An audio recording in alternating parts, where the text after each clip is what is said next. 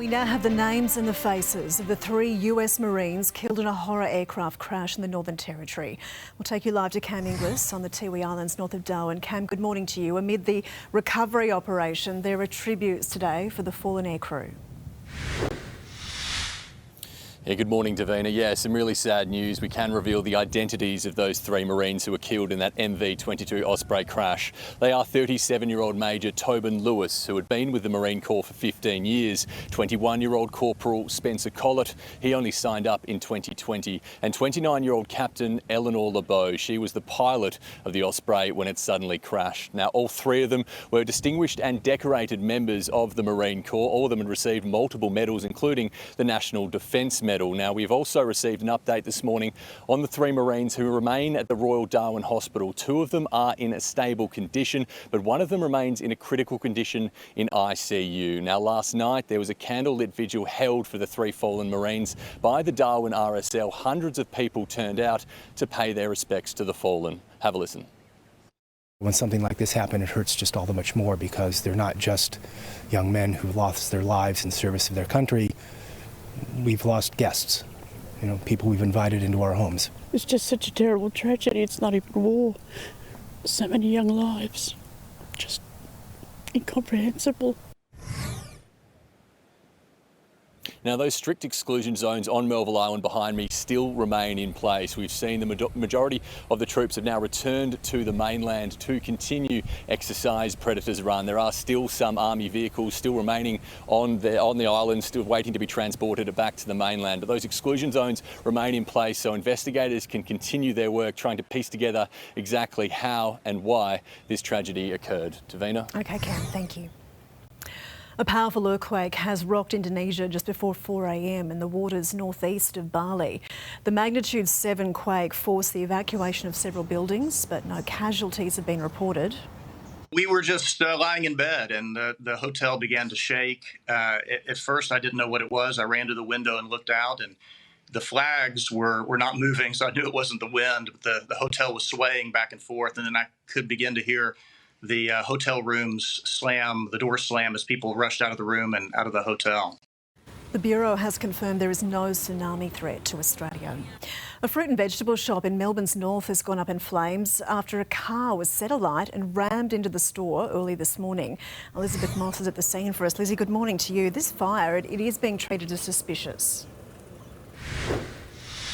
That's exactly right, Davina. Us and chemists have been on the scene for most of the morning, working their way through what is some pretty significant damage. I'll just give you a look at what they are working with this morning. So you can see there this sedan burnt out, the rear of that car facing towards the shop. Now, fire investigators have told us they found an LPG canister in the boot of that car.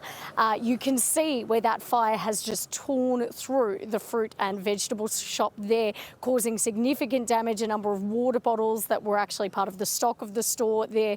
There's also significant damage to the rear of the store. This fire broke out just about 10 past 3 this morning. Neighbours say they were awoken to a loud crash. They looked out the windows and saw fire engulfing the building. Woke up at about 3:20 a.m. and I heard these banging noises and I thought that's a bit weird. Looking down the street, there was a really big fire and sirens coming from every direction. Now, we know there have been a string of arson attacks that police have been investigating across Melbourne, many different suburbs, a lot of those targeting stores which sell tobacco. We know the fruit and veg shop behind me did also sell cigarettes, so no doubt police will be investigating whether there is any link there, but at this stage, any link to those other arson attacks is unclear. Davina? OK, Lizzie, thank you. Well, 13 million pamphlets outlining the cases for and against the Indigenous voice to Parliament have started landing in letterboxes around the country. We'll take you live to our federal politics reporter, Eliza Redwards. Eliza, good morning to you. The referendum date will officially be revealed tomorrow.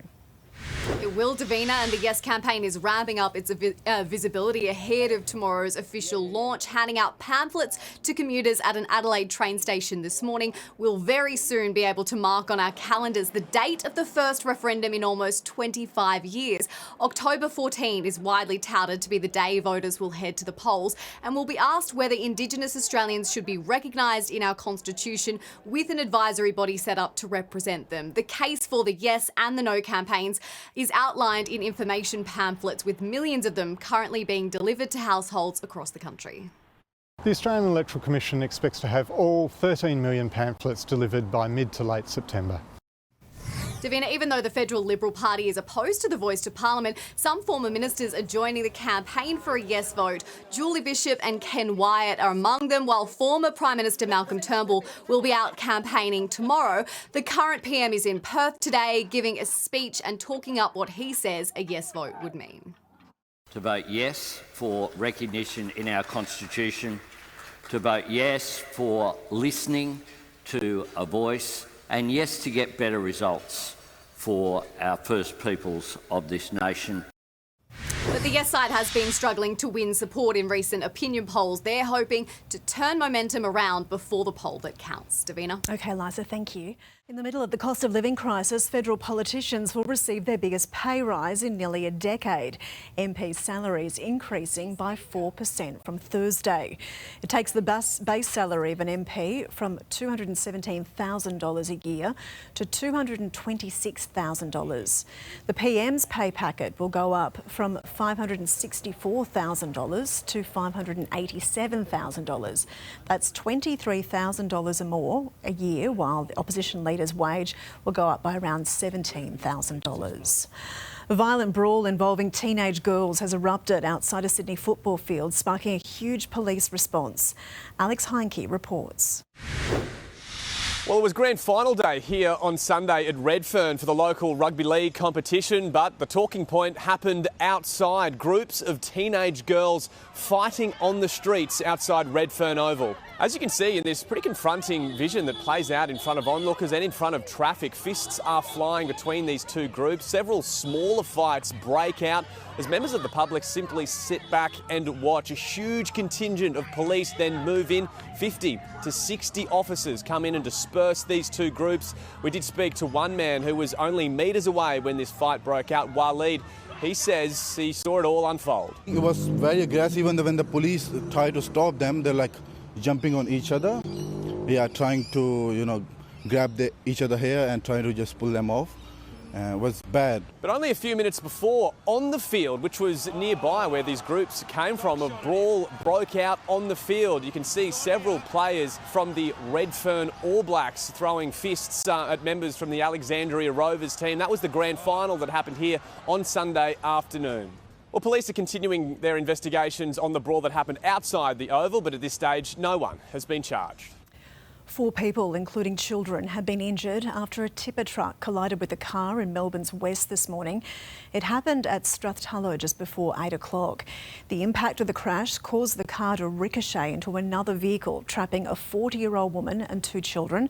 They were taken to hospital in a stable condition, while the truck driver, a 27-year-old woman, sustained serious injuries.